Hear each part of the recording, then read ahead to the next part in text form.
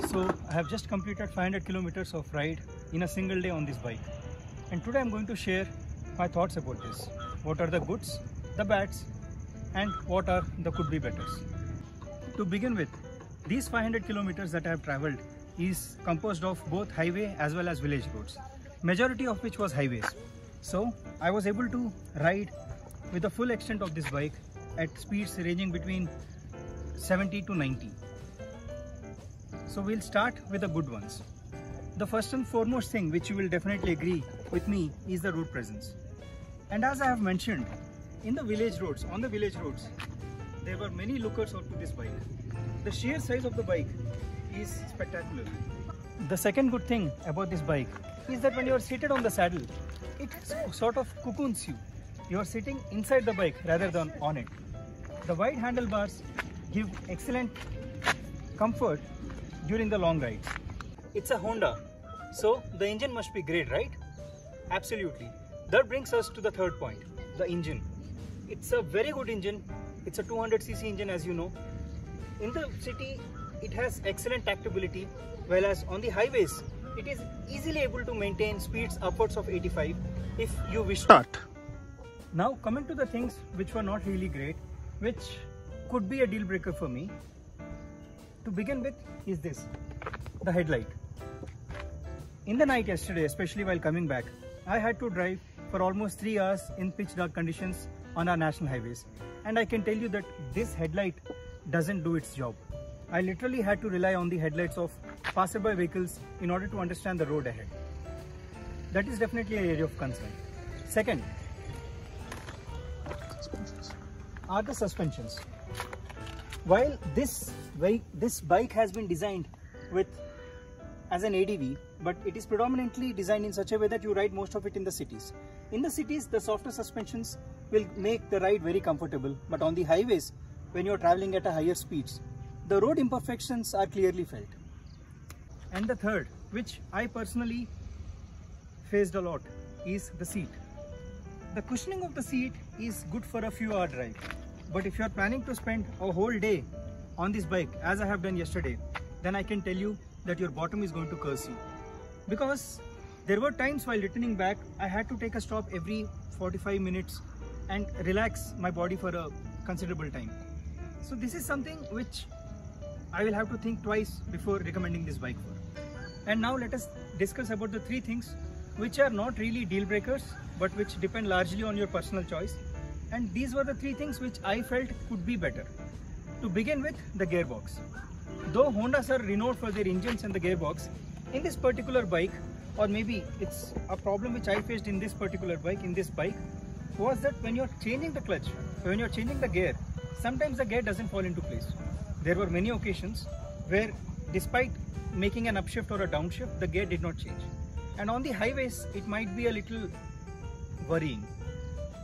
The second thing which I felt could be better is the horn. Just listen to it.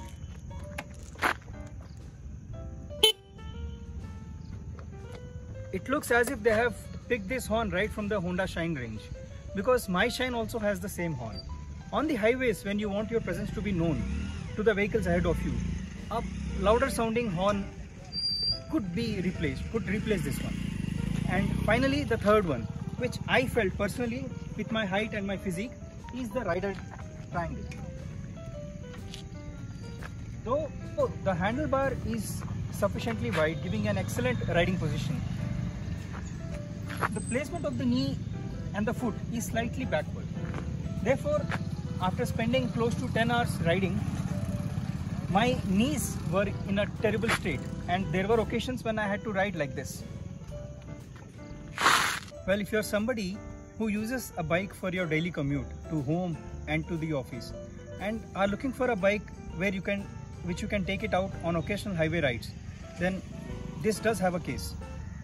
But if you're somebody who's looking for a pure ADV, somebody who wants to drive, who wants to ride this bike for hours together and feel as fresh as you were at the time of beginning your ride, then maybe there are better options available. But if you ask me, what are the factors which could tilt me to buy this bike? The first one is definitely the Honda brand. The Hondas are renowned for their engines, so you will not be facing any engine problems whatsoever, hypothetically. The second factor which would be in my mind while choosing this bike is the excellent Honda after sales service. I have not met somebody who is complaining about the Honda services except for the cost incurred, but then yeah, this product itself is top notch. And the third factor, which I feel is the most important, is for the practicality. It gives you an excellent vehicle in the city as well as on the highway, as long as you restrict your most of the usage in the city. So to sum it up, out of 5, what would I score it? I would give it a healthy 3.5. It losing the 1.5 star mainly for the headlight. After riding in the night yesterday, as I had explained, the situation was really horrible, and thankfully I made it home safe. I stand at around 5'8", and for my height, these bikes look